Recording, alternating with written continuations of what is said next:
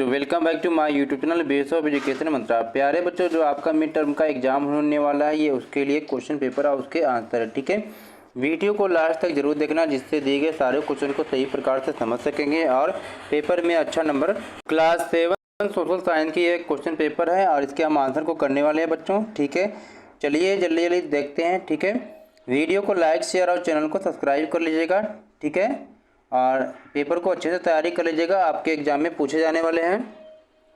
पहला क्वेश्चन यहाँ पर दिया है, ये बहुविकल्पी क्वेश्चन है। ठीक है, प्रश्न पहले में आप क्या दिया है कि 1 से 15 तक वस्तुनिष्ठ यानी ऑब्जेक्टिव टाइप क्वेश्चन है, इनमें से सही विकल्प का आपको चयन करना है। ठीक है, पहला क्वेश्चन यहाँ पर दिया है, क्या दिया है कि किसी राज्य की विधानसभा में सत्ताधारी दल का नेता कहलाता है। किसी भी राज्य की विधानसभा में सत्ताधारी दल का नेता क्या कहलाता है, तो वह कहलाता है मुख्यमंत्री। ठीक है, चलिए सेकेंड क्वेश्चन यहाँ पर है कि मध्याह्न भोजन कार्यक्रम की योजना सबसे पहले किस राज्य में शुरू की गई थी। यह शुरू की गई थी तमिलनाडु राज्य में। ठीक है, तीसरा क्वेश्चन यहाँ पर है कि किसी राज्य के विधानमंडल में बहुमत प्राप्त करने के लिए किसी भी राजनीतिक दल को कितने निर्वाचन क्षेत्रों में जीतना पड़ता है। ठीक है, तो इसमें हो जाएगा आधे से अधिक। ठीक है, आधे से अधिक यानी कि आधा का मतलब हो गया 50%। ठीक है, 50% प्लस 1। ठीक है, आधे से अधिक। चलिए क्वेश्चन नंबर 4 को देखते हैं। यहाँ पर कहा जा रहा है कि डैश वायुमंडल की सबसे निचली परत है, यानी कि वायुमंडल की सबसे निचली परत कौन सा है।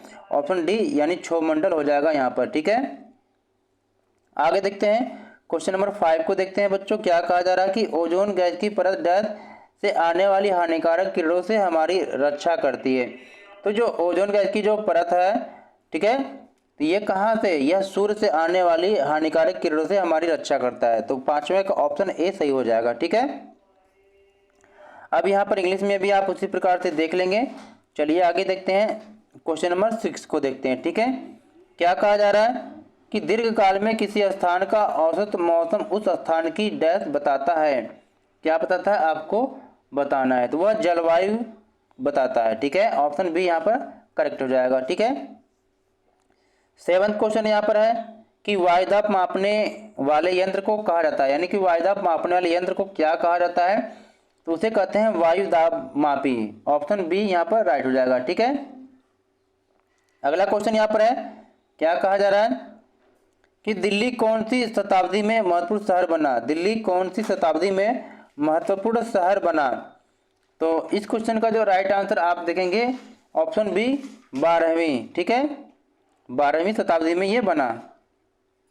क्वेश्चन नंबर 9 को देखेंगे कि सुल्तान इल्तुतमिश की बेटी रजिया कब सुल्तान बनी। ठीक है, सुल्तान इल्तुतमिश की बेटी रजिया कब सुल्तान बनी, आपको बताना है। तो यह जो बनी थी 1236 में बनी थी। ठीक है, 1236 में बनी थी। ऑप्शन सी यहाँ पर सही हो जाएगा। ठीक है बच्चों, चलिए अगला क्वेश्चन यहाँ पर देखेंगे। क्वेश्चन नंबर 10 है यहाँ पर कि गुलामों को फारसी में क्या कहा जाता था। तो गुलामों को फारसी में क्या कहते थे, उसको कहते थे बंदगार। ऑप्शन बी यहाँ पर सही हो जाएगा। ठीक है, क्वेश्चन 11 यहाँ पर है कि माता की ओर से मुगल किस मंगोल शासक के वंशज थे। माता की ओर से मुगल किस मंगोल शासक के वंशज थे, तो यह जो थे आपको बताना है, तो ये चंगेज खान के वंशज थे। ऑप्शन सी यहाँ पर राइट हो जाएगा। ठीक है, चलिए अब यहाँ पर आगे देखते हैं, क्या कहा जा रहा है कि भारत में प्रथम मुगल शासक कौन थे, यानी कि भारत में प्रथम मुगल शासक कौन थे, ये आपको बताना है। तो भारत में जो प्रथम मुगल शासक थे ये तो बाबर थे। ऑप्शन डी यहाँ पर राइट हो जाएगा। ठीक है, चलिए इंग्लिश का पेपर है, इसको आप देख लेंगे। हिंदी में चलिए करते हैं। अगला क्वेश्चन यहाँ पर देखेंगे, थोड़ा सा ब्लर है, ध्यान देंगे। खराज के रूप में किसान को अपनी उपज का लगभग कितने प्रतिशत हिस्सा देना होता था। क्वेश्चन नंबर 13 है, इसका राइट आंसर हो जाएगा ऑप्शन बी 50%। ठीक है, अगला क्वेश्चन है कि 1526 में बाबर ने दिल्ली के किस सुल्तान को हराया था। तो बाबर ने दिल्ली के किस सुल्तान को हराया था, यहाँ पर आपको बताना है। तो इब्राहिम लोदी को हराया था। ऑप्शन बी यहाँ पर राइट हो जाएगा। ठीक है, क्वेश्चन नंबर 15 यहाँ पर है पहले का कि आईने अकबरी किसने लिखी, आपको बताना है आईने अकबरी किसने लिखी थी। तो यह जो लिखा गया था अबुल फजल के द्वारा लिखा गया था। ऑप्शन सी यहाँ पर राइट हो जाएगा। ठीक है, तो प्यारे बच्चों अब चलते हैं सेकेंड टाइप के क्वेश्चन को हम करते हैं खंड ख में अति लघु उत्तरी प्रश्न। ठीक है, क्वेश्चन 2 है यहाँ पर 2 का ए कि वायुमंडल से आप क्या समझते हैं। ठीक है बच्चों, यहाँ पर वायुमंडल का अर्थ आप यहाँ पर देखेंगे, इसका आंसर दिया हुआ है 2 का ए कि पृथ्वी की चारों ओर फैली गैस की परत को वायुमंडल कहा जाता है। यह कई गैसों जैसे ऑक्सीजन, नाइट्रोजन, कार्बन डाइऑक्साइड आदि का मिश्रण होता है। ठीक है, आगे चलते हैं। बी क्वेश्चन है कि जलमंडल से आप क्या समझते हैं। ठीक है, इसका आंसर देखिए, आंसर यहाँ पर दिया गया है कि जलमंडल क्या कहते हैं। देखिए कि जल के क्षेत्र को जलमंडल कहते हैं। यह पृथ्वी के लगभग 79% भाग पर फैला हुआ है। ठीक है, नंबर 3 यहाँ पर दिया हुआ है, क्या दिया हुआ ध्यान से देखेंगे आप कि प्राकृतिक पर्यावरण के कोई 2 उदाहरण दीजिए। ठीक है, प्राकृतिक पर्यावरण के उदाहरण के रूप में आप यहाँ पर लिख सकते हैं कि वन, जल, वायु, पेड़ आदि। ठीक है, अगला क्वेश्चन यहाँ पर है क्वेश्चन नंबर 4 यहाँ पर है कि मुगल शासन काल में प्रयोग की जाने वाली जब्त व्यवस्था का वर्णन कीजिए। ठीक है, क्वेश्चन नंबर 4 का आंसर यहाँ पे आप देखेंगे क्या दिया हुआ है कि यह भूमि पर राजस्व निर्धारण करने की एक प्रथा थी जो मुगल काल में प्रचलित थी। इसके लिए भूमि का सर्वेक्षण करके प्राप्त आंकड़ों के आधार पर नकद के रूप में कर निश्चित किया जाता था। ठीक है, नंबर 5 देखेंगे बच्चों, यहाँ पर दिया हुआ है कि 5A में कि सल्तनत काल के दौरान मुक्ति किन्हें कहा जाता था। ठीक है, आंसर आप देखेंगे कि सल्तनत काल के दौरान इक्ता को संभालने वाले अधिकारी को मुक्ति कहा जाता था। ठीक है, ये दिल्ली के सुल्तानों के समय में एक तरह के सूबेदार थे। ठीक है, सेकेंड क्वेश्चन देखते हैं आप यहाँ पर अथवा वाले की मुक्ति के क्या कार्य थे। ठीक है, इसके आंसर आपको यहाँ पे मिल जाएगा। मुक्ति के कार्य को यहाँ पे देखेंगे तो मुक्ति का फर्ज या कार्य, ठीक है, क्या था। पहला है कि सैनिक अभियानों का नेतृत्व करते थे। दूसरा है कि अपने हितों में कानून व्यवस्था बनाए रखना। ठीक है, अब यहाँ पर हम नेक्स्ट टाइप के क्वेश्चन को देखते हैं खंड ग में लघु उत्तरी प्रश्न को हम देखेंगे। ठीक है, यहाँ पर दिया गया है 6A में क्वेश्चन कि अलाउद्दीन खिलजी के शासन काल में कितने तरह के कर लगाए जाते थे। उन वस्तुओं के नाम लिखिए जिन पर वे कर लगाए जाते थे। ठीक है, यहाँ पर देखते हैं 6 का आंसर यहाँ पर 6A का कि अलाउद्दीन खिलजी के समय में 3 तरह के कर लगाए जाते थे। पहला हो गया यहाँ पर कृषि पर, दूसरा मवेशियों पर यानी कि पालतू जानवरों पर, तीसरा घरों पर। ठीक है, 6B का क्वेश्चन यहाँ पर आप देखेंगे क्या कहा जा रहा है कि अलाउद्दीन खिलजी के शासन काल में भू राजस्व के निर्धारण और वसूली के कार्य में क्या परिवर्तन आया। इनका आंसर आप यहाँ से देख लेंगे कि अलाउद्दीन खिलजी के शासन काल में भू राजस्व के निर्धारण और वसूली के कार्य को राज्य अपने नियंत्रण में ले आया। आगे के स्थानीय सामंतों से कर लगाने का अधिकार छीन लिया गया, उन्हें भी कर चुकाने को बाध्य किया गया। सुल्तान के प्रशासकों ने जमीन की पैमाइश की और इसका हिसाब बड़ी सावधानी से रखा। ठीक है, नंबर 7 को हम देखते हैं क्या कहा जा रहा है। ध्यान से देखेंगे आप कि पारितंत्र क्या है। पारितंत्र के कोई 2 उदाहरण बताइए। ठीक है, तो पारितंत्र के आपको मिल जाएगा उदाहरण क्या दिया, यहाँ से देखेंगे आप तो ये मिलेगा आपको कि पारितंत्र वह तंत्र है जिससे समस्त जीवधारी आपस में एक दूसरे के साथ तथा पर्यावरण के इन भौतिक एवं रासायनिक कारकों के साथ परस्पर क्रिया करते हैं। ठीक है, जैसे घास स्थल हो गया, रेगिस्तान हो गया, सबका जो पारितंत्र वो अलग अलग होता है। ठीक है, 7B क्वेश्चन देखेंगे क्या कहा जा रहा है यहाँ पर कि मानव अपने प्राकृतिक पर्यावरण में किस प्रकार परिवर्तन करता है।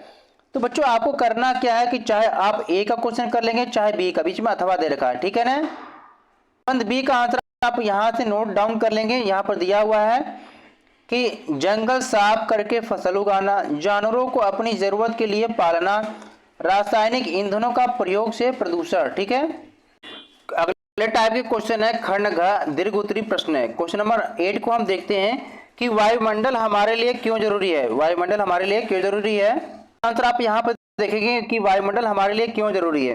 तो वायुमंडल हमारे लिए जरूरी है क्योंकि पृथ्वी का गुरुत्वाकर्षण बल अपने चारों ओर वायुमंडल को थामे रखता है। यह सूर्य की झुलसाने वाली गर्मी एवं हानिकारक किरणों से हमारी रक्षा करता है। उसमें कई प्रकार की गैस, धूल कण एवं जलवाष्प उपस्थित रहते हैं। यह हमें सांस लेने के लिए वायु प्रदान करता है। वायुमंडल में परिवर्तन होने से मौसम एवं जलवायु में परिवर्तन होता है। ठीक है, ठीक। क्वेश्चन नंबर 9 का यहाँ पर दिया हुआ है, क्या कहा जा रहा है कि यदि आप अपने राज्य के स्वास्थ्य मंत्री होते तो अपने राज्य में स्वास्थ्य सेवाओं यानी सुविधाओं को बेहतर बनाने के लिए आप कौन कौन से कदम उठाते। देखिए, इस क्वेश्चन का आंसर आप अपने अनुसार लिखेंगे। ठीक है, क्योंकि इस क्वेश्चन का आंसर हर एक बच्चा अपने अपने तरीके से अलग अलग लिख सकता है। ठीक है, कि आप लिख सकते हो कि मैं स्वास्थ्य मंत्री होता तो अपने गली मोहल्ले में गली को साफ रखता, डस्टबिन सही से रखता कि कोई कूड़ा बाहर नहीं फेंक पाता। तो इस तरीके से आप अपने अपने विचार लिख सकते हैं। ठीक है, इस क्वेश्चन का आंसर आप अपने आप लिखेंगे। ठीक है, चलिए अगले क्वेश्चन को देखते हैं यहाँ पर कि पातालपुर में क्या क्या समस्याएं थी। इन समस्याओं को हल करने के लिए वहां के मुख्यमंत्री और स्वास्थ्य मंत्री ने कौन कौन से कदम उठाए। ठीक है, तो देखेंगे पातालपुर की पहले समस्याएं कि समस्या क्या थी। पहली इसमें समस्या है कि पीने के पानी की कमी, गंदा पानी, हैजे की बीमारी। ठीक है, अब आगे देखिए समस्या सुलझाने के लिए यानी कि पालमपुर की समस्या को सुलझाने के लिए वहां स्वास्थ्य मंत्री और मुख्यमंत्री ने निम्नलिखित कदम उठाए। पहला है, उन्होंने उन परिवारों से भेंट की जिनके रिश्तेदारों को मृत्यु हो गई थी। वे अस्वस्थ लोगों को देखने अस्पताल भी गए। सरकार ने इन परिवारों के लिए मुआवजा राशि की भी घोषणा की। पीने के स्वच्छ पानी और सफाई सुविधाओं की उपलब्धता पर आश्वासन दिया। ठीक है, देखिए यहाँ पर हम अगले खंड को देखेंगे। खंड अंग जो दिया है यहाँ पर क्षमता के आधार पर, यानी कि आपको लगभग आपके पैराग्राफ वाले क्वेश्चन है। तो ये जो पैराग्राफ दिया है इसको आप पढ़ लेंगे, इसके बाद हम इसके आंसर करते हैं। बहुत ही आसान होगा पैराग्राफ को अगर आप पढ़ लेंगे। ठीक है, बस क्षोभमंडल के बारे में दे रखा है कि क्षोभमंडल से ऊपर का भाग समताप मंडल कहलाता है। यह लगभग 50 किलोमीटर की ऊंचाई तक फैला है। यह परत बादल एवं मौसम संबंधी घटनाओं के लगभग मुक्त होते हैं। इसके फलस्वरूप यहाँ की परिस्थितियों हवाई जहाज उड़ाने के लिए आदत होती है। समताप मंडल की एक महत्वपूर्ण विशेषता यह है कि इसमें ओजोन गैस की परत होती है। यह परत सूर्य से चारों ओर हानिकारक किरणों से हमारी रक्षा करती है। ठीक है, पैराग्राफ पे आधारित क्वेश्चन के आंसर बताना है। पहला क्वेश्चन है कि क्षोभमंडल से ऊपर की परत क्या कहलाती है। अभी हमने पढ़ा था कि क्षोभमंडल से जो ऊपर की परत है उसको हम कहते हैं समताप मंडल। देखिए पहले का आंसर आपका यही हो जाएगा कि समताप मंडल। ठीक है, क्षोभमंडल के ऊपर की परत को समताप मंडल कहते हैं। ठीक है, चलिए आगे देखिए। आगे क्वेश्चन दिया है कि समताप मंडल की परिस्थितियां हवाई जहाज उड़ाने के लिए आदर्श है, क्यों। आंसर देखेंगे कि यह परत बादलों एवं मौसम संबंधी घटनाओं से लगभग मुक्त है। ठीक है, अगला क्वेश्चन यहाँ पर दिया है कि ओजोन परत हमारे लिए क्यों जरूरी है। ओजोन परत हमारे लिए क्यों जरूरी है, इसका आंसर है कि यह परत सूर्य से आने वाली हानिकारक गैसों से हमारी रक्षा करती है, इसलिए यह जरूरी है। देखेंगे कि क्वेश्चन 11 में दिया है पैराग्राफ और उसको पढ़ के इसके आंसर देना। ये पैराग्राफ को आप पढ़ लेंगे। ठीक है, यहाँ से देखिए दिया हुआ पैराग्राफ, छोटा सा पैराग्राफ है, जल्दी पढ़ेंगे कि संविधान के लेखकों ने कहा है कि कोई एक भाषा, धर्म, त्यौहार सबके लिए अनिवार्य नहीं बनना चाहिए। उन्होंने जोर दिया है कि सरकार सभी धर्मों को बराबर मानेगी, इसलिए भारत एक धर्मनिरपेक्ष देश है जहाँ लोग बिना भेदभाव के अपने धर्म का पालन करते हैं। इसे हमारी एकता के महत्वपूर्ण कारकों के रूप में देखा जाता है कि हम इकट्ठे रहते हैं और एक दूसरे की इज्जत करते हैं। ठीक है, अब देखिए पहले क्वेश्चन का आंसर हम यहाँ पे देखते हैं। पहला क्वेश्चन है कि संविधान के लेखकों के भाषा, धर्म एवं त्यौहार के विषय में क्या विचार थे। पहला आंसर यहाँ पर है कि भारत के किसी एक भाषा, धर्म, त्यौहार को अनिवार्य नहीं करना चाहिए। ठीक है, पहला क्वेश्चन यहाँ पर है कि भारत किस प्रकार एक धर्मनिरपेक्ष देश है। भारत इसलिए है क्योंकि भारत में सभी धर्म को बराबर मान्यता दी गई है, इसलिए धर्मनिरपेक्ष राज्य है। क्वेश्चन यहाँ पर है कि एक धर्मनिरपेक्ष देश होने के क्या लाभ होते हैं, आपको बताना है। यहाँ पर मिलेगा आंसर आपको कि इसे हमारी एकता के महत्वपूर्ण कारक के रूप में देखा जाता है कि हम इकट्ठे रहते हैं और एक दूसरे की इज्जत करते हैं। ठीक है, 12 को पढ़ेंगे, ये पैराग्राफ को पढ़ लेंगे। ठीक है, बहुत ही बड़ा है, जल्दी पढ़ते हैं कि भारत विविधताओं वाला देश है। संसार में 8 मुख्य धर्म है। भारत में उन 8 धर्मों के अनुयायी मानने वाले लोग रहते हैं। यहाँ 1600 से ज़्यादा भाषाएं बोली जाती हैं जो लोगों की मातृभाषाएं हैं। यहाँ 100 से भी ज़्यादा तरह के नृत्य किए जाते हैं। यह विविधता हमेशा खुश होने का कारण नहीं बनती। हम उन लोगों के साथ सुरक्षित एवं आश्वस्त महसूस करते हैं जो हमारी तरह दिखते हैं, बात करते हैं, कपड़े पहनते हैं और हमारी इस तरह सोच रखते हैं। कभी कभी हम जब ऐसे लोगों से मिलते हैं तो हमसे बहुत भिन्न होते हैं, तो हमें वे बहुत अजीब और अपरिचित लग सकते हैं। ठीक है, आपको क्वेश्चन देखना है कि भारत में कितनी भाषाएं तथा धर्म हैं। ठीक है, यहाँ पर बताया गया था कि यहाँ 1600 से ज्यादा भाषाएं तथा 8 मुख्य धर्म है। ठीक है, पहले का आंसर यहाँ पर। दूसरा क्वेश्चन है यहाँ पर कि भारत किस प्रकार एक जैव विविधताओं वाला देश है। यहाँ पर दिया कि भारत में धर्म, भाषा, पहनावा, भोजन, विचार आदि में बहुत विविधता है। क्वेश्चन दिया तीसरा कि विविधता के महत्व को लिखिए, विविधता के महत्व को बताइए। आप यहाँ से लिख सकते हैं, चाहे तो यहाँ से लेके आप यहाँ तक लिख सकते हैं। ठीक है, यहाँ तक लिख सकते हैं। ठीक है, क्या आंसर आप लिख सकते हैं कि विविधता के बारे में कि भारत का विविधताओं वाला देश है, यहाँ पर अलग अलग धर्म के लोग रहते हैं।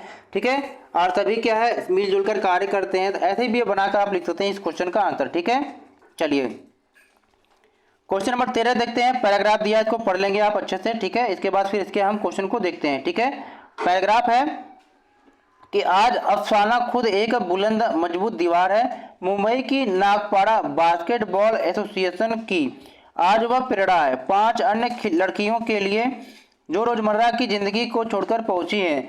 बास्केटबॉल कोर्ट में आज अफसाना एक सितारा है, एक उभरती टीम का। इस टीम ने मुंबई के कई क्लबों की टीमों को अचरज में डाल दिया है। सिर्फ अपनी हिम्मत और थोड़ी सी मदद के सहारे यह टीम पहुंची जिला स्तर टूर्नामेंट के फाइनल में। ठीक है, अब क्वेश्चन देखते हैं क्या है।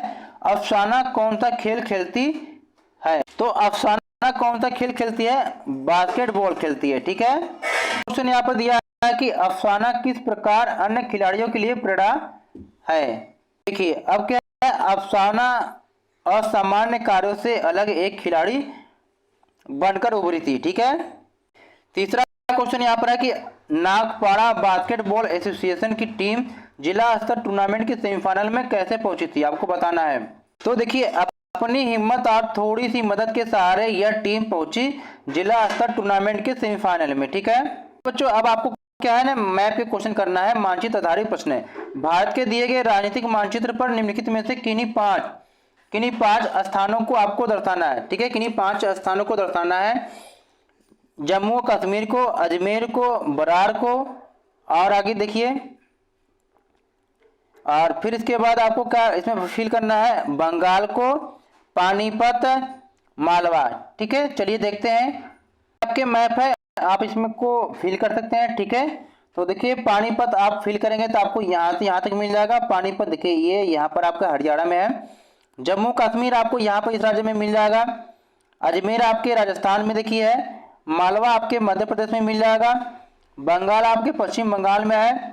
बरार देखिए आपके कहाँ पर है, ये मिल जाएगा आपके महाराष्ट्र में। ठीक है, इस तरीके से आपने क्लास 7 के जो है क्वेश्चन पेपर के आंसर को हमने कंप्लीट कर लिया है। प्लीज वीडियो को लाइक शेयर कर लीजिएगा। चैनल पर पहली बार विजिट कर रहे हैं तो सब्सक्राइब कर लीजिएगा। अब बेल आइकन को दबा लेंगे, और अगर वीडियो को पूरा देख लेते हैं तो आपके एग्जाम में आप अच्छा स्कोर करके आएंगे। ठीक है, thank for watching my YouTube channel base of education.